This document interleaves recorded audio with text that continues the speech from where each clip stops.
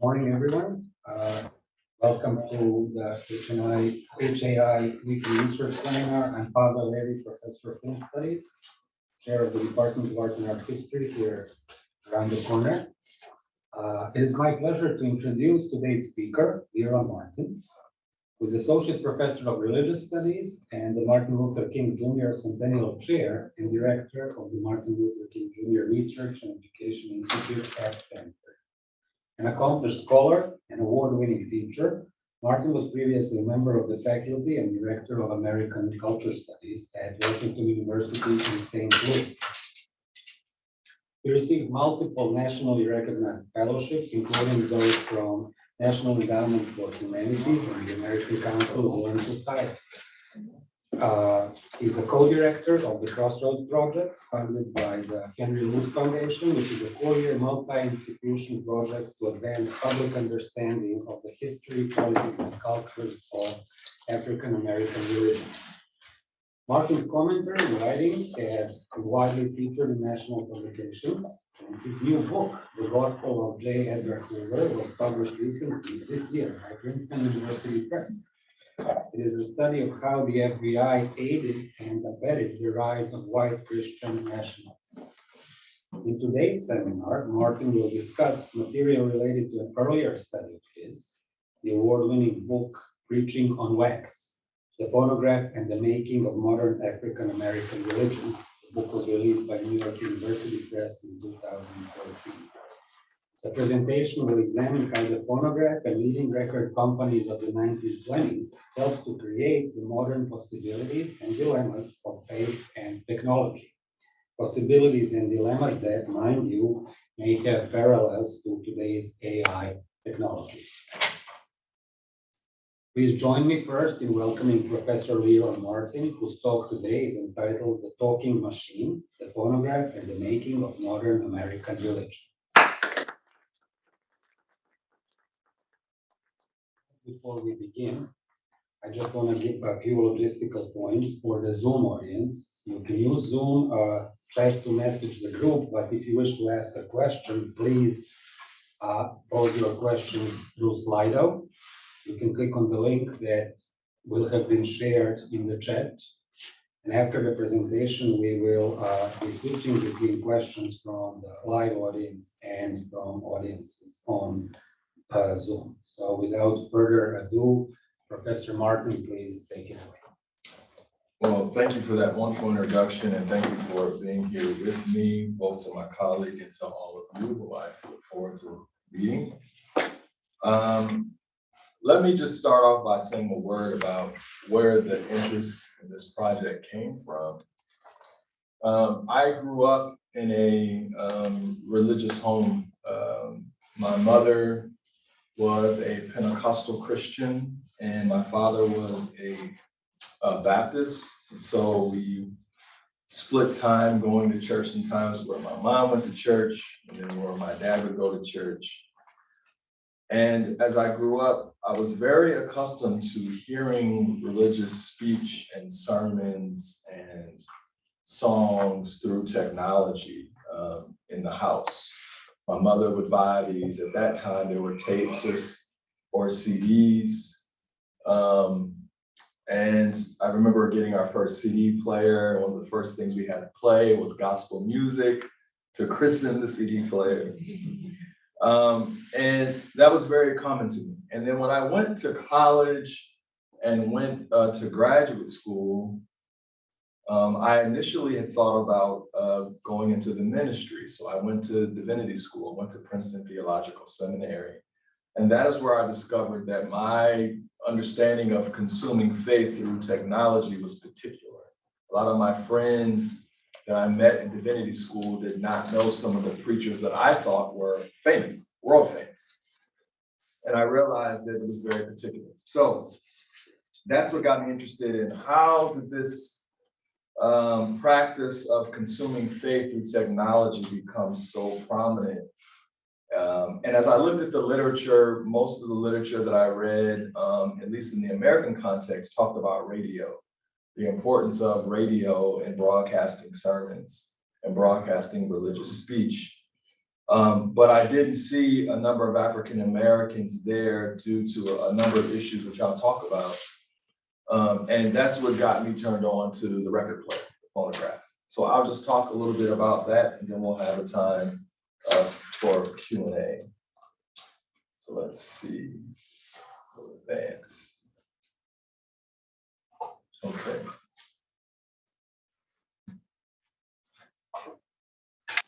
To advance, but I'll start talking.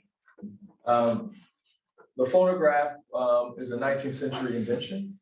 Some of you may be familiar with it, primarily made famous by Thomas Edison. And when the phonograph was invented, as you can imagine, this idea of being able to hear someone's voice, a disembodied voice in the 19th century, was very scary. People were very concerned about it. This is just a little thing I do here about the phonograph, about thinking about how it allows us to connect with the divine, at least through the phonograph, and also for the divine to connect with us. So just a little joke that's now ill-timed, I'm sorry about that. So the phonograph, Thomas Edison's well known for being the modern inventor of the phonograph or the talking machine in 1878. And as you can imagine, people were very, very, very overwhelmed when they saw this machine that could talk, and it was called the talking machine. Edison, upon its successful invention, took it to the White House, and then at the White House, they had a demonstration. Everyone was very excited. Newspaper stories at the time talk about it as if it's magic. There's some people who swore that any machine that could talk was possessed by the devil.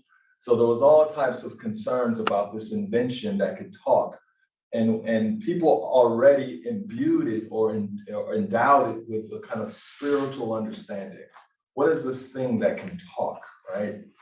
And how is it that my loved one perhaps is long gone, but I could now hear their voice, which has been preserved on a cylinder at the time, and then later will be flat disc. So there was all types of amazement and concern around the phonograph, and also a curiosity. It immediately becomes a space of entertainment.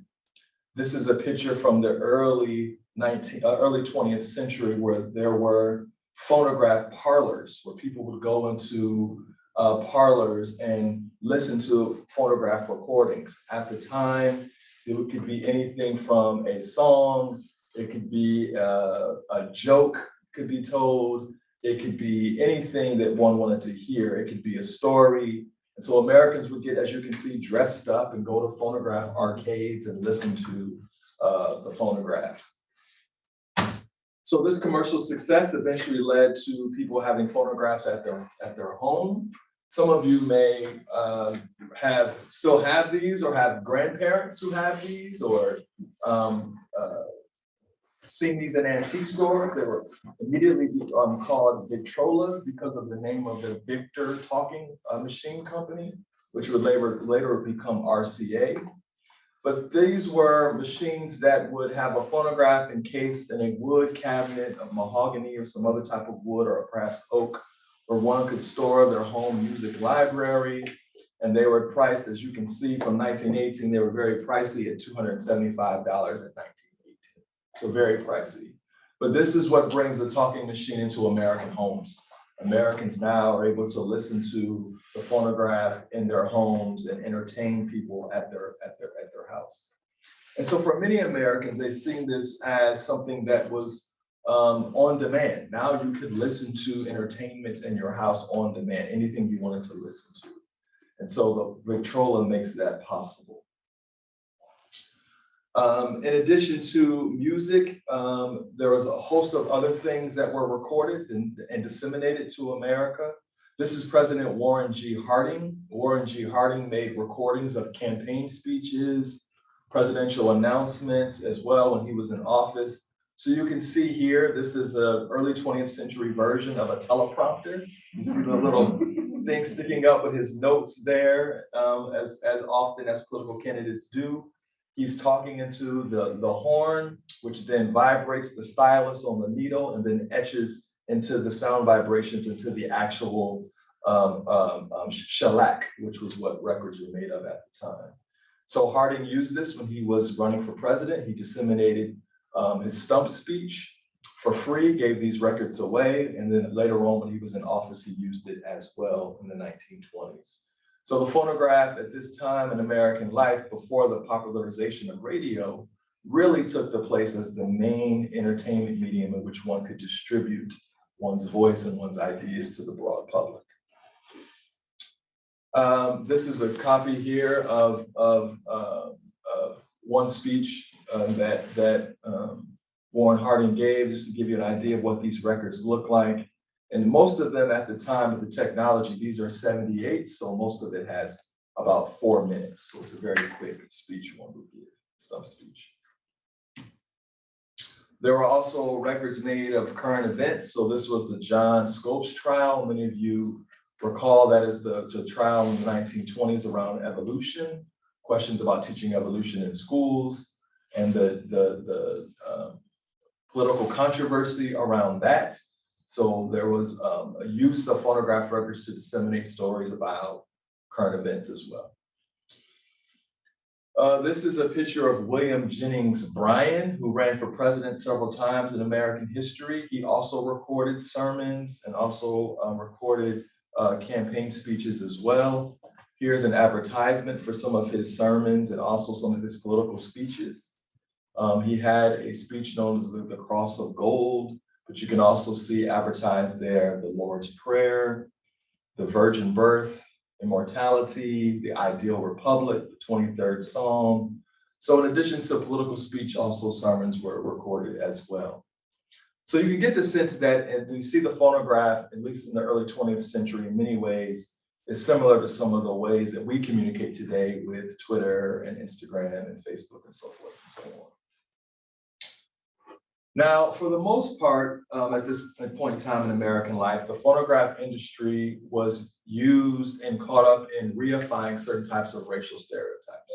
So for the most part, the phonograph industry ignored African-American talent in popular music and concentrated on African-American jokes, comedians or folks who were imitating African-Americans, reifying certain types of racial stereotypes. But as radio began to take off in the 1920s, the record industry recognized the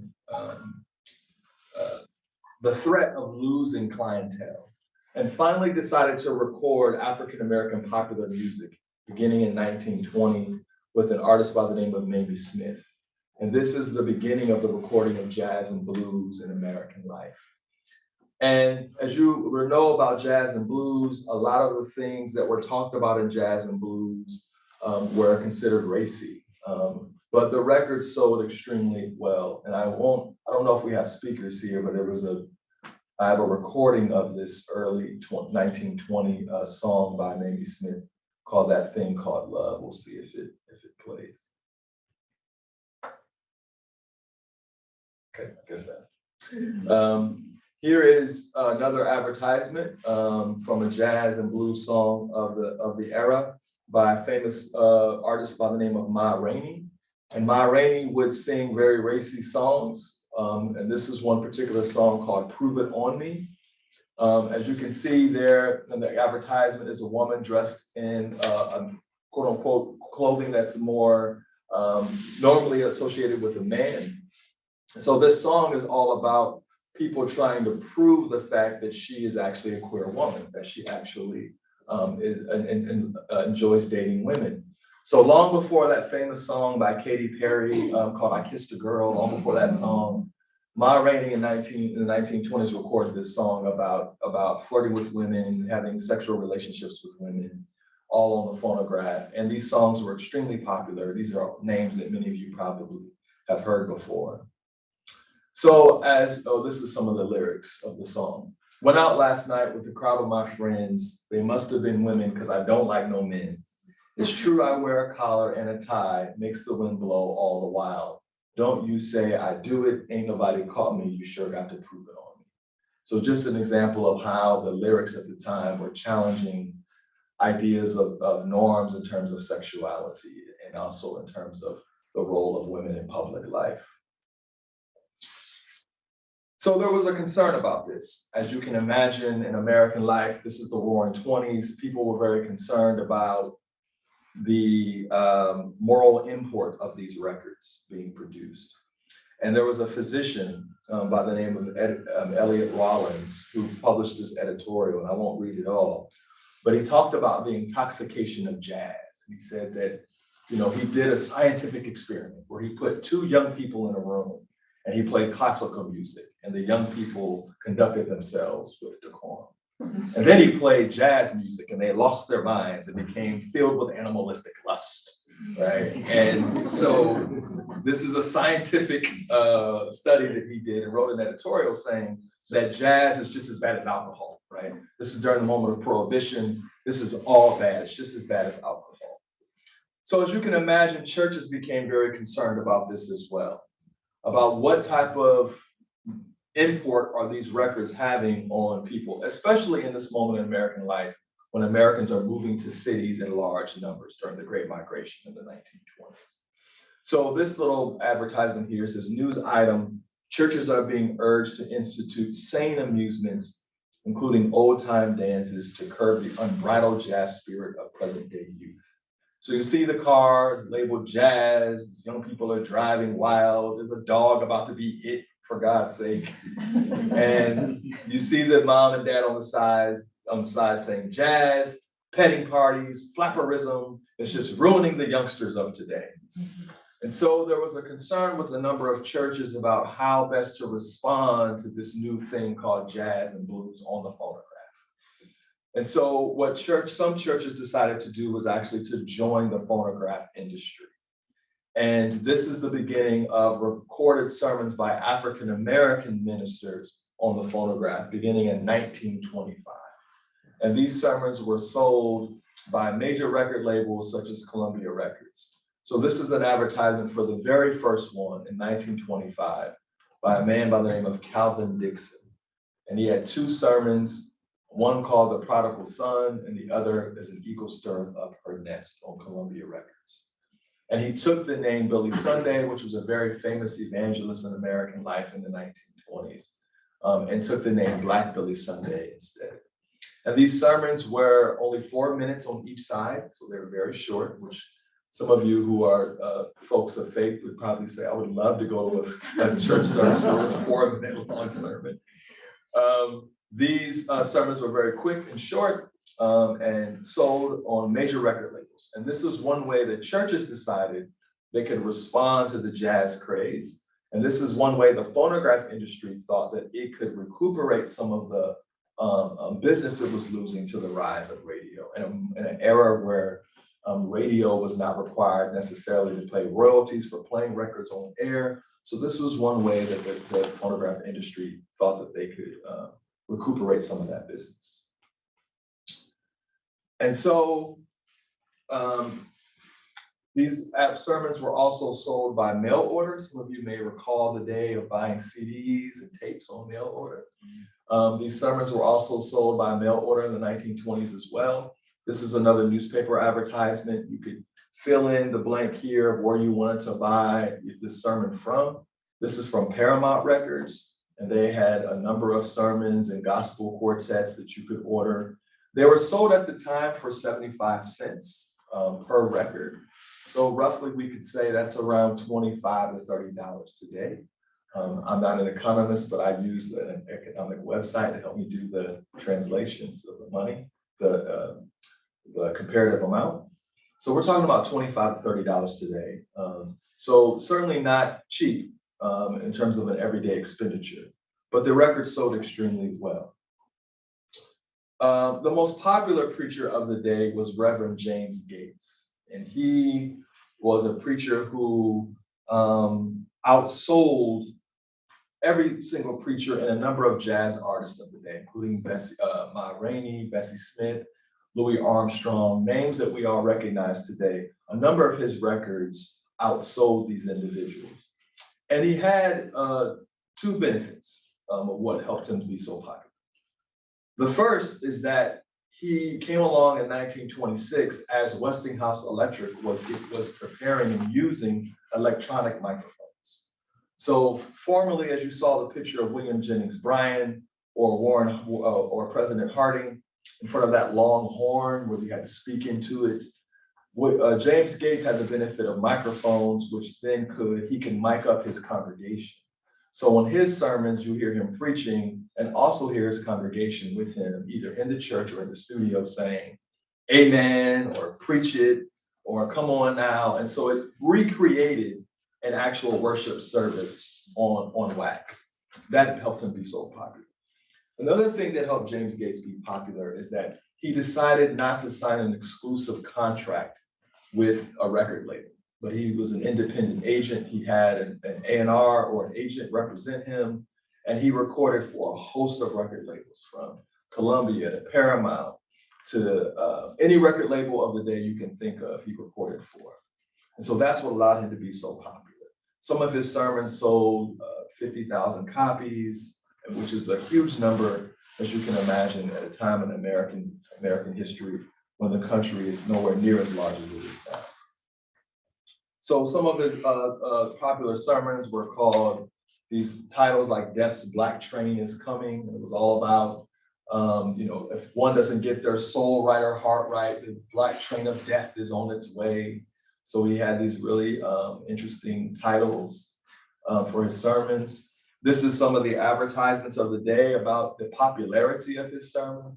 The greatest religious record ever made by Reverend James Gates. It has taken Baltimore by storm. Nothing like it has ever been heard on records before. We have sold hundreds already, and we are going to sell thousands before the people are satisfied. Better order yours now. So you can see 75 cents there. For the record, there are 2 recordings, one on each side. Columbia Records, which is a name we all recognize today.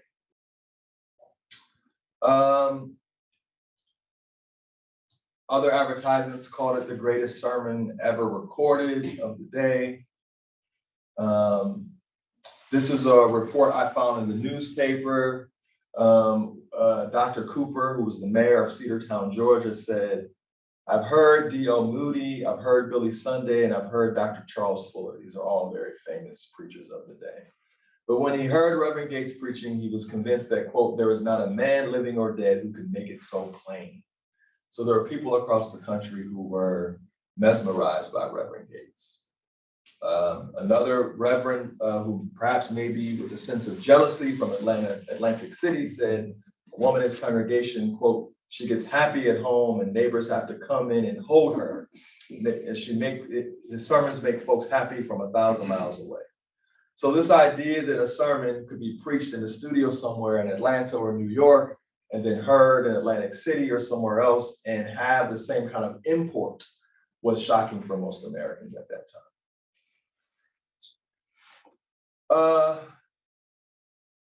These are some of the advertisements. As you can see, the titles alone were very descriptive.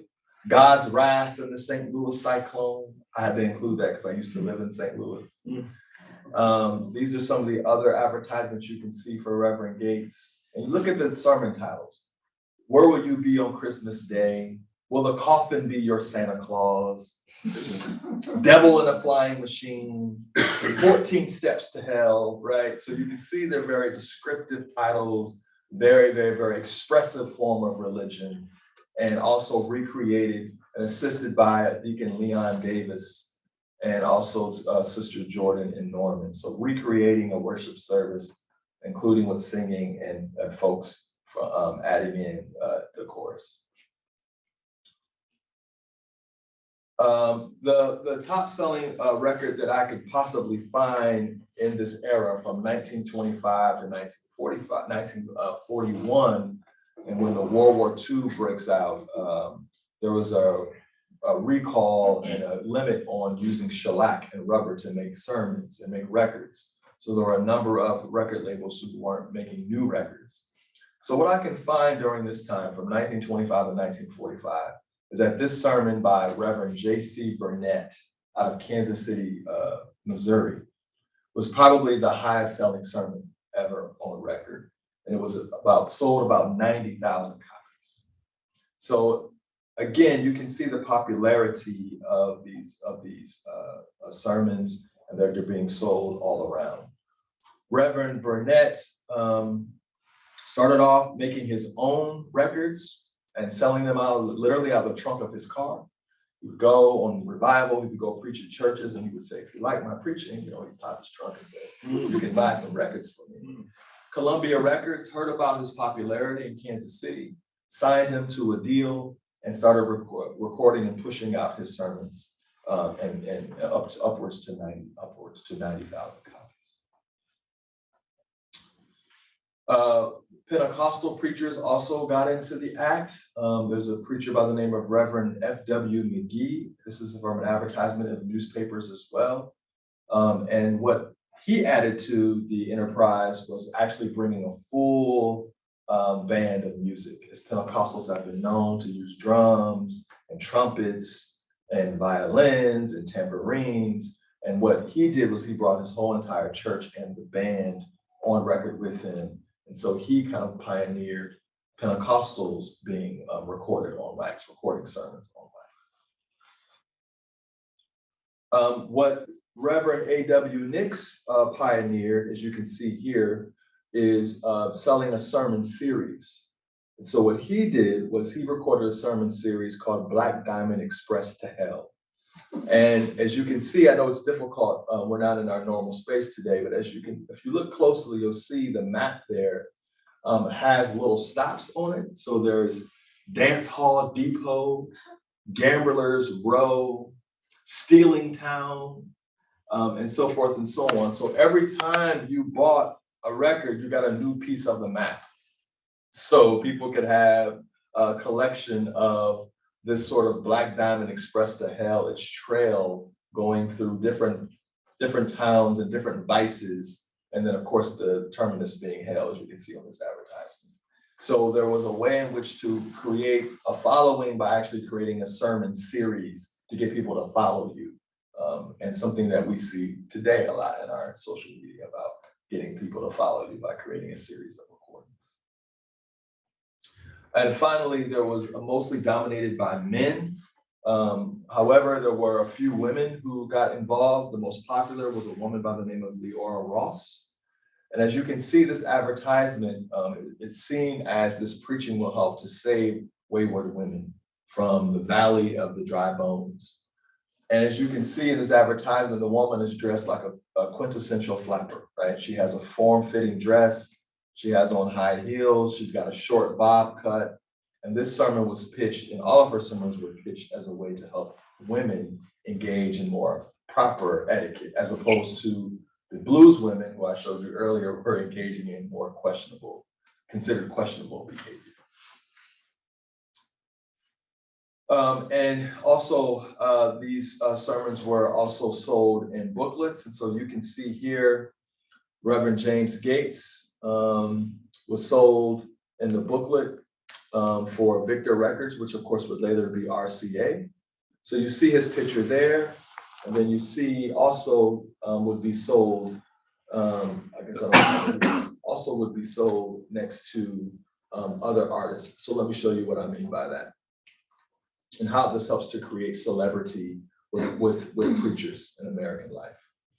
So for example, Reverend Gates is being sold here, and you see right next to him, he's being sold alongside Louis Armstrong and Duke Ellington. Again, not what we necessarily think about preachers, but we see this moment of preachers becoming celebrities by Reverend Gates again being sold next to Louis Armstrong and Duke Ellington in the newspaper, and competing with them in terms of sales. And that pamphlet I showed you, you see Reverend Gates is getting similar treatment in this pamphlet as Duke Ellington. And most of us are very familiar with Duke Ellington, but again, he's being sold here alongside Duke Ellington, as you see. So these sermons were extremely popular and considered to be along the lines of some of the more well-known names of today. This also allowed some of these preachers to live in a life of luxury. So they were watching people like Duke Ellington drive fancy cars. And so many of these preachers also went out and bought fancy cars. This is an example of a car that Reverend James Gates drove. He drove a Humpmobile, it's one of these vehicles and car makers that don't exist anymore. But this was an example of the car that he drove. Newspapers talked about it all the time. I saw Reverend Gates driving down the main avenue in his Humpmobile vehicle. So it was like seeing a celebrity at the time. This is how the advertisement for the Humpmobile was pitched. The new low cost of luxury and distinction. As you can imagine, a brand new car for $2,800. If those of you who can imagine having a brand new car for $2,800. But you can see how the car was pitched as being something of luxury and distinction. This is where the sermons were towards the end of the book, where I talk about, and where I will spend the rest of the brief time together, about how this enterprise began shaping sermons and began shaping religious discourse. So in the 1930s, 1929, 1930s, especially during the Great Depression, there was a great deal of concern about the growth of chain stores in American life, how these stores were affecting daily life. This is an advertisement from the Business Magazine. So you see the chain store, he's got money hanging out of his pocket. You see the complaints that go around him. The local farmer saying, you didn't help build our roads. There's a woman here saying you didn't help build our schools. Another person says you wouldn't credit me when I was sick and out of a job. You didn't help build our churches.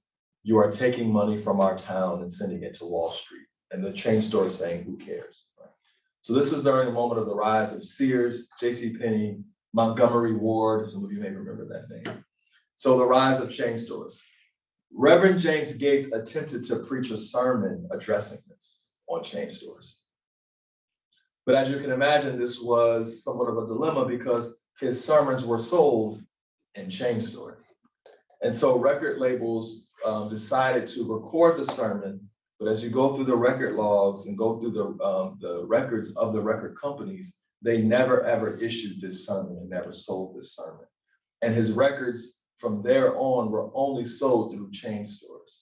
So the way that this enterprise connected it with capitalism in this regard really began to shape religious discourse, and that Reverend Gates really never returned to very overtly political issues of the day because of the role that chain stores played in commodifying his sermons.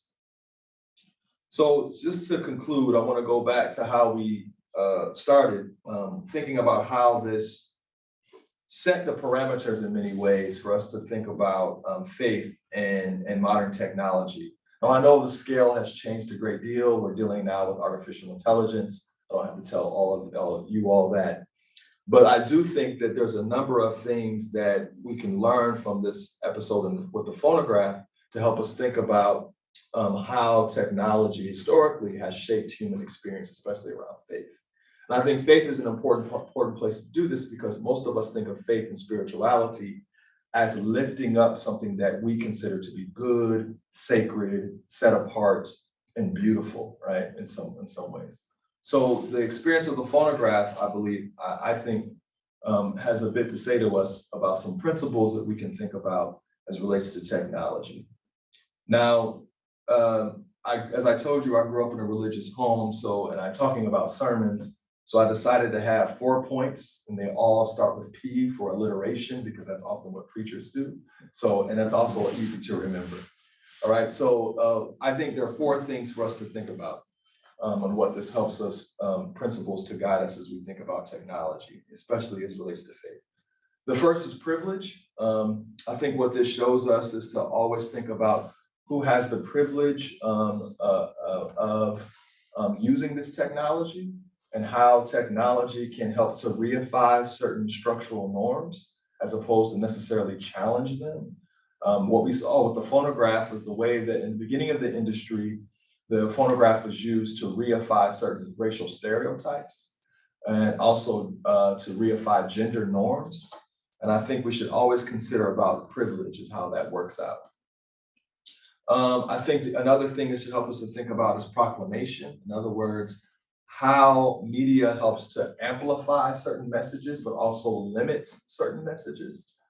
As I showed with Reverend Gates, what happened was with Gates is that he was able to preach a number of popular sermons, but when it came time to addressing certain structural ills, he was limited because of the role of chain stores. So I think we should be very mindful to consider about proclamation. Also about how the actual medium that we're using actually is a part of our proclamation. So how the medium actually shapes our proclamation. As I said earlier, these sermons were only 4 minutes long because of the medium, right? So how perhaps is the medium that we're using becoming part of the message? I think that's a part of our proclamation. I think religious practices are important. What happened during the time of the phonograph was that people began engaging in spiritual practices increasingly at home. I didn't have to necessarily go to church to hear this amazing sermon. I could stay at home. I can play it over and over again. I can play maybe the first minute of it because that's the part that I like, or the last minute of it.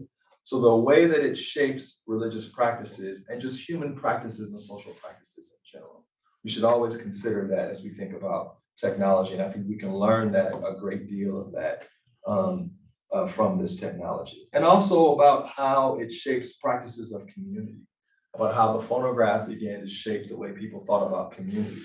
People were going to arcades to have an individual experience, to listen to the phonograph of their choice. So how is it also shaping how we understand space and community? And I think finally, I think we should always think about power and authority, about how certain technologies play a role in gatekeeping certain ideas and expectations. The phonograph industry was able to be a gatekeeper in some ways, but also how technology allows people to push back on gatekeeping ideas. So formerly, there was a religious radio council that governed what type of religious messages could be heard over radio. Well, the phonograph helped to go around that by allowing people, democratizing the ability for people to speak to a broad audience on the phonograph. So I think we should always be thinking about power and authority as we think about this technology. So that's my closing sermon, if you will. And I think now we're going to turn to a time for questions. I really appreciate your time.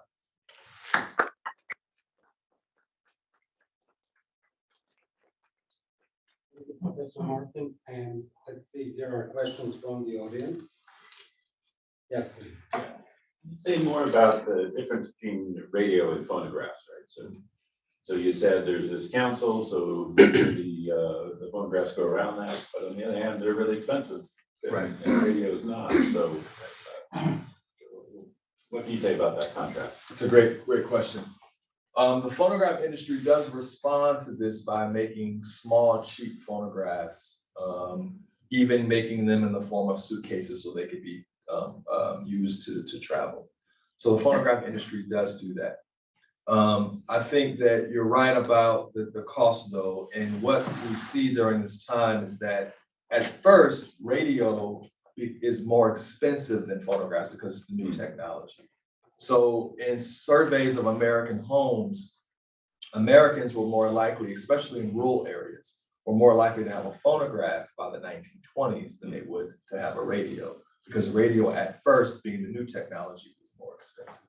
So eventually though, as the technology, you all know this, as it becomes more democratized, it's not as new, you get different entry price points. And so eventually radio does take over by the 1930s for sure. But during the 20s, the rise of radio was very stepwise in terms of the popularity. What? Here, there are some interesting questions also on Zoom, so maybe we can just move back and forth. So let me read one. This is about the politics of commodification, which you addressed in your talk. And the question is, it seemed as though the phonograph company only included African-American culture when they realized there was monetary benefits. Yeah. Do you think there is a way current big tech will find value including all voices, even if it does not have direct monetary benefit? That might be a question better for folks in this room from HAI than me. I mean, I think that let me just start with something that I know a little bit about or interested in. That'll be the movies. When I think about major blockbuster films, there was always this thought in Hollywood, it seemed, that you couldn't have a film that starred a non-white person and actually have it be a blockbuster, especially when thinking about international audiences. So as Hollywood began thinking about China and other countries, there was this concern that about if you had someone who's a person of color who was the lead in a blockbuster film, it would flop. And then I think there were a number of films that showed us that that just wasn't true. And I'm thinking in particular about Black Panther, which was a global phenomenon, some of the Creed movies, Crazy Rich Asians, so forth and so on. And I think that we saw that even when that data came in, those practices were still so ingrained in Hollywood. It did take time for Hollywood to finally say, okay, for major motion pictures, I guess it's not such a risk. So it seems to me that, at least when we think about the technology in Hollywood, it seems to me that there's still a drag, or there's a delay in recognizing that there are communities of color or consumers of these products and are willing to spend to enjoy these products. But even then, it still seems like it takes a while for those ingrained practices to shift, it seems to me. Whether or not that will ever change, this is where I'll hide behind the fact that I'm a historian and I don't predict the future. Yes. Yeah, and my question is about jazz music. Yeah. In your speech, look like in old time it's not that positive about jazz, right? But as I know, Stanford is very popular for jazz. If you see it in the cohort class house, they have a jazz worship since 1978, right? Every year we have a jazz festival in here, right? So look like Stanford like jazz music. So how that changed, you know? Yeah. In the beginning, Americans were very, very, very leery of jazz. Thomas Edison said in his diary that jazz was music for the nuts. That's a quote. It's music for the nuts. It's not classical. It goes against some of the norms of European music. And it's about improvisation. It's about excitement. It's never the same. And at first, Americans are concerned about jazz. Eventually, jazz grows and it becomes America's music. But in the beginning, people felt very leery of jazz, especially because of giving that its use of certain African-American practices. As I mentioned earlier, there was a concern there, but that eventually fades away. And I think that's a pattern we can see in a lot of popular music in American life. If we think about hip hop music, for example, when hip hop music arrived, people were very like, well, we don't know about this rapping thing. Now hip hop is a global phenomenon, right? That people assume is America's music, but it took some time for hip hop to get there, and jazz had a similar journey. Thank you, and there's a lot of thanking you for a great talk on Slido, but there's also this continuing thread having to do with the topic you opened up in the previous question on Zoom, having to do with politics of commodification. So taking it from a slightly different angle, or coming at the same thing from the other side, there's obviously the question of increased dissemination. Yes. By way of phonographically packing sermons. There's also the question of the content and how that changes, which you addressed by way of what happens when chain stores are supposed to be disseminating records of sermons, which may be addressing critical issues. So that's right. The question here says, I'd like to hear more about the medium-message relationship. How else did these sermons differ from ones you might hear in church, besides being shorter? Yeah. Did they tend to focus on certain topics or use certain images? Yes, they use the focus increasingly on individual piety. So your individual life, I'm speaking directly to you, not your community. Or we might think that a sermon in a church might be addressing more communal needs. Increasingly, these sermons became very focused on individuals. They also started mixing in certain types of skits, almost like radio serials. So there would be these stock characters sometimes with Reverend Gates, and there would be these little jokes or little skits that something that might happen in a church, an argument, a debate, conversation. So it did begin to shift towards trying to recreate a worship service. So you're going to get a sermon, but also some type of social interaction that might happen at your church. So that also became prominent. But the advertising was done by these major record companies, and the advertisements sometimes did veer into racial stereotypes, as Columbia, Paramount Records, and others were writing and drafting these advertisements. At times they did lean into racial stereotypes. And I have to say there's a follow-up here on slide regarding individual focus and turning to skits. Sounds like trajectory, the audience member says, sounds like the trajectory of social media from Facebook as social network to TikTok and so on, as platforms for individuals, as brands. Yes, I would completely agree with that, 100%. I think there's a great deal we can learn about our current moment from this history. I mean, I think that's history at its best when it helps us to understand the past and also our own current experiences. And I do think that the phonograph can help us to do that as we think about our current media landscape. Yes, please. I can personally attest to the animalistic lust that jazz endure in young people. But I want to steer the question towards history and specifically towards the methodological approach that you used for this examination, because it sounds like a lot of fun if I'm thinking that you were listening to some of these old speeches, but they might be hard to dig up. How were you able to recover some of this first person data? Yeah, I should have brought some of them with me. I did purchase several online through auctions. Oh, wow. But when I was writing this book, though, iTunes was still, you could buy something for like 79 cents. Do y'all remember iTunes? Yeah. And so I bought a lot of them. They were digitized on iTunes by this company called Document Records. Okay. And so a number of them I just bought for 99 cents. I still have them on my phone, in my iTunes library somewhere. Is it possible to hear one? I don't want to sidetrack Yeah, us too yeah, much, yeah. but I mean, Yeah, certainly. Let me think of one. I'll find one in here somewhere. Okay. While we go to the next question, I'll look. There's a question here too. Yeah, my question was, were the records usually purchased for consumption by a household? Or were they, and listened to over and over again, or were they purchased and passed around through a community? Because that relates to practices in community and, similar to media today, it's like so much it's about sharing it with the community. Both. So for what I could tell, I tried my best to track someone down that I could actually talk to who would say, grandma or my mom or myself, I remember buying these. I couldn't find that. But what I did read were a number of memoirs and autobiographies of people from this era who talked about their experience of the phonograph and records. And they all spoke about both people buying these records, listening to them, sometimes wearing them out, other times trading and saying like, well, I got the new such and such record. I got the new Lerone record. I'll trade you for your Louis Armstrong. So there was also that. And then for a number of folks, especially in communities where news was difficult to hear, there were also community gatherings.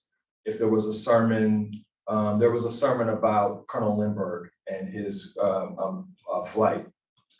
And so people would sit around in communities and in churches and listen to records together in a communal fashion as well. So similar to today, I mean, the use of the technology went a number of ways. It was more sometimes individual, but also sometimes can bring people together in community.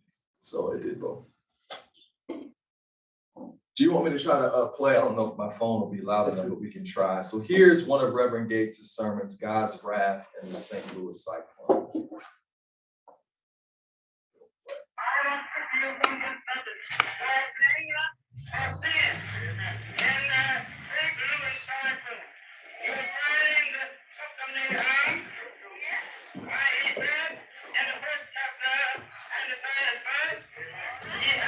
So you can hear people in the background saying amen, preach. And like we see today, unfortunately, he was using an event of national disaster and using it to say this is God's punishment, right, for sin or God's punishment for unfaithfulness. Similar to what we heard from Hurricane Katrina to a host of things we heard in American life about preachers using current events or to editorialize.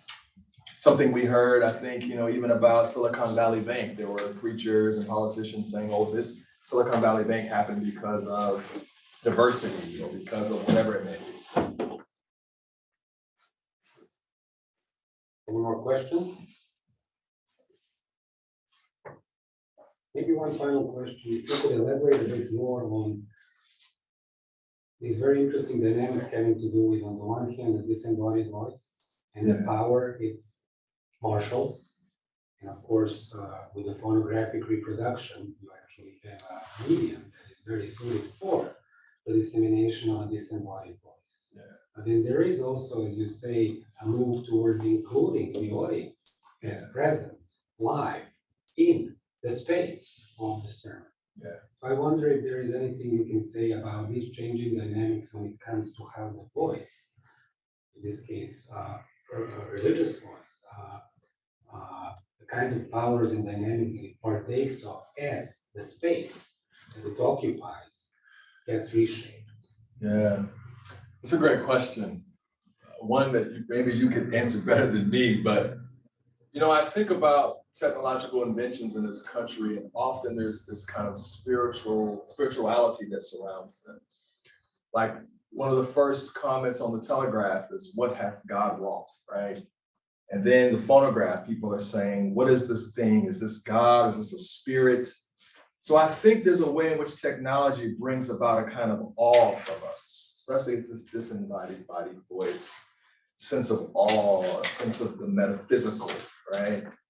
And I think that with the phonograph and this disembodied voice, it only adds to the mystique of this, right? This sort of idea that this is a mystery and this is amazing that I'm able to communicate with this person, or I can hear them and they're hundreds of miles away, or they recorded this years ago.